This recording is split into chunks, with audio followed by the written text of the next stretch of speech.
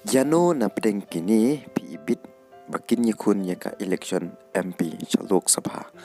Hoj bala ka BJP kampat penbena lani kampat keren penyeng kertong hak election MP. Hanrei kini kilangut kilapau baki la ban Iakhun election. Kasong hak BJP pat Iano kan penyeng hak election MP.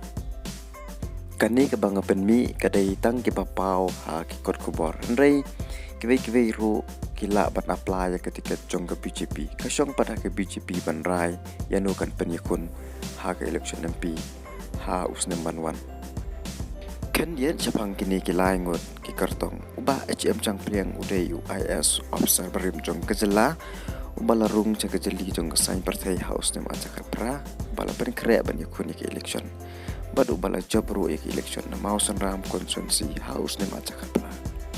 Henry hau ni usnem ar pulai uba HM cang pliang ula liem no hau kertong jong keseng UDP. Uba HM cang pliang ula yakun na ketiket jong ke BJP berhaga ni ke election uyo cipe wajar live arwon ulong ro away na kinong mi kemara kisnem ki baladep batbit ban kren hapo assembly ubaya saja ke jingga jong kinong rep kisamla bat kiwei ki jingge ki baga jela kamat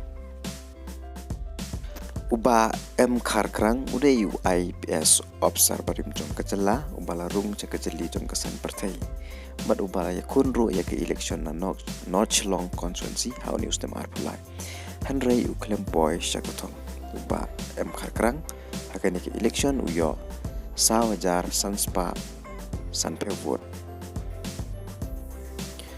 uba Ernest Mauri udai presiden jong ke BJP hakani ke jela uba Ernest hakani ke election arpulai ule yakun na West Long constituency na ke parti BJP Hanrei uklem boy syakotong hakani ke election arpulai uba Mauri uyo layajar Nyuspa nyupuway vote.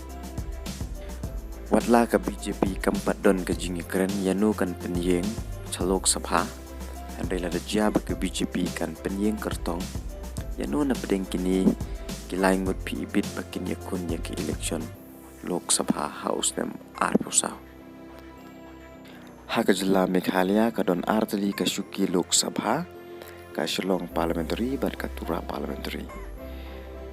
Ka BJP kalapan krek ban penyakun nabaro arteli kisit hakane ke election ke Banwan.